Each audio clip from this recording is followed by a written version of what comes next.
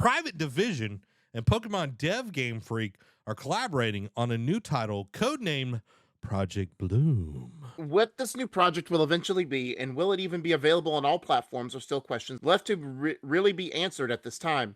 Though for now, it's being touted as a, quote, brand new action-adventure IP, according to Private Division. However, it's worth pointing out that this is the first time Game Freak is working with a Western partner like this, and that could indicate this new title is something it intends to release across all platforms. Excuse me, I got the hiccups. We also know that this new game will be, quote, bold and tonally different from our prior work, according to Game Freak director Kota Furushima.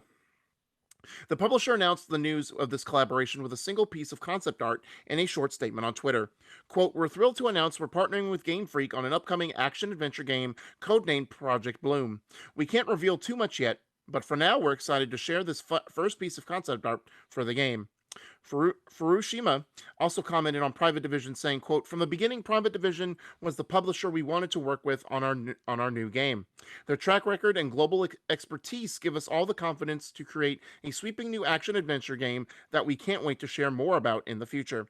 For Private Division's part, Chief Strategy Officer for Take-Two and Head of Private Division, Michael Warros, said, we're ready to help Game Freak unleash their potential, and we're honored to be the first Western publisher to work alongside this exceptionally talented and proven team to bring a bold new IP to market. So this is exciting. Mhm. I know Game Freak, obviously Pokemon devs. Yep. That's all they've been pretty much doing for the majority of their lifetime. They did put out a game a couple of years ago called Town, Yep. little Monster Town or something. It was something like, it was similar to, it had the same battle or combat strategy as Pokemon, but it Mhm. was in a different fantasy genre. And I forget if that was multi-plat or exclusive to Switch or Nintendo, I forget. But it's nice to see them trying to branch out and be like, you know what? We see all these other people branching out, doing different things, partnering up, and making these great games. Why can't we? Because while they partner with Nintendo, Nintendo doesn't own them from what I No, they don't. understand. So I guess they're figuring like, you know what? Let's stretch our legs. We put in this work for over two to three. Was it the 25th? Was it their 25th or the 30th anniversary? Was their most recent celebration? About that, yeah. Yeah, about say, yeah. But I will say 25th. We'll say 25th. We've been putting in this work for over 2 decades. We owe ourselves to try something new and go. And like, it's not confirmed, but it would be great to see them go multi-plat to see how much more in sales they make. Yeah. The game that you were talking about is Little Town Hero. It was on Little Town PC, Hero. Xbox One, and PS4, and the Nintendo Switch. Oh, so they've done a multi-plat before. So okay, Yep. good. Yep. And they did Giga Wrecker in 2017 on PC, Xbox, PS4, and they did Timbo the Elephant. Tembo the Elephant. I forgot. Yep. I forgot about that, man. And then So- Pocket Card Jockey was an iPhone, iPad game. Harmo Knight. So they've done a few non-Pokemon games, but like the people, Brill Dozer back in 2005 on the Game Boy Advance and the Wii U. Yeah. So like they're known for Pokemon. They're not known for these other games. And Right. the art, you can see the art as well, right? Yes. Okay. So this gives me, and not to lump it in the same kind of category and everything. Tsushima? Yes and no. It gives me more like Kena Bridge of Spirits kind of vibes. I can see that too. And the reason why I say that is like Tsushima is more like realistic kind of combat environments and everything. They do kind of hype it up a little bit, ultra reality. This looks more like fantasy, which I think is going to be cool because there are a lot of samurai games that are going to be coming out very, very soon in the next 5 years. We got Tsushima. We are now getting Project Bloom. We're going to be getting Project Red, Assassin's Creed Project Red. We're also going to be getting Ronin. And I think there's another one. Where wind meets, or that game I showed you that was very Tsushima-esque, and you were like, I'm sold. Yeah. So like there are a lot of them there, but my question to you, Derek, and I have my Hmm. opinion on this. Do you think we're going to fixing to get an influx of samurai games that kind of does what Marvel has done and watered down the genre so much that people stop wanting to play samurai games? I mean, it's like with anything, like with the gaming trend over the last decade plus, right? Like, shooter, it went from first person shooters to open worlds to, microtransactions to now live service games. And, and there's other stuff in between. So Mm-hmm. it's very possible. And like we've done, the futuristic stuff was done to death. uh, World War I, World War II, and like old history stuff has been done Yeah. to death theme wise. So I mean, it just ebbs and flows. Like Mm-hmm. for right or for wrong, it probably will happen. Now will it water down? Probably not, because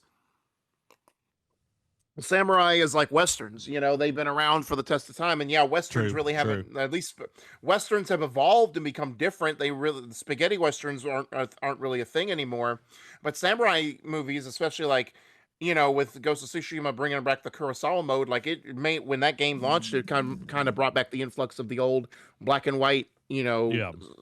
kung fu movies. So I feel like it'll water it down, yes, but also reinvigorate some of them to come back. Like, because there's always one of those like, oh, babies first, whatever. Like Yeah. while that may be our 15th samurai game, it'll be someone's first. So it'll ebb and flow. Like, but will it water it down? We'll see. Because if one's doing like a futuristic, like say like not exactly this, but someone did like a Samurai Jack where samurai got misplaced in time and they had to go back or whatever. Or like you do like a futuristic samurai game, it could be different enough to where they wouldn't all feel generically the same, and like we're all getting like, all right, I I don't want this anymore. I'm tired of this. Give me something new. Yeah.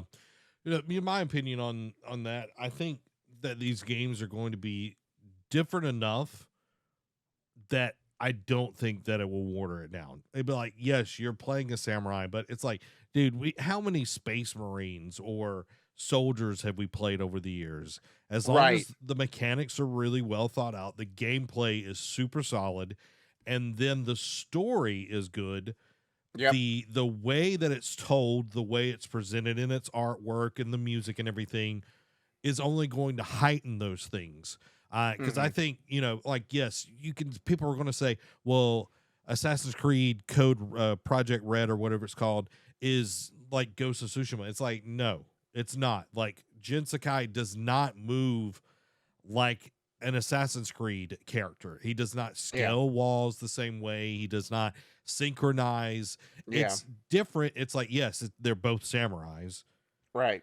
but it's going to play very different. And with, Tsushima, you can choose either I'm going to go the ghost route, a mix, or I'm going to go samurai.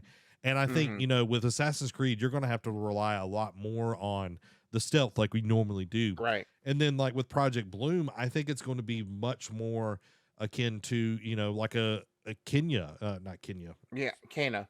Cana, Bridge of Spirits. So like I think we're going to get a different kind of take on things. Dan says, I just wonder how they will handle indoor environments, talking about Gamefreak, because Oh yeah. you're going to have to fight a gym leader to get to get anywhere. Right. um, You'll have I, to learn the TM fly to you be able to get up to this mountain. yeah, exactly. Cut is like, but I have a sword. It's like, nope, you gotta have you gotta have cut. Nope. You gotta. Yep. You gotta have uh, something else. I think anything can play out over time. Oh Like yeah. anything can. And Amy kind of brings up an interesting point. I'm just wondering how many different samurai stories you can really do.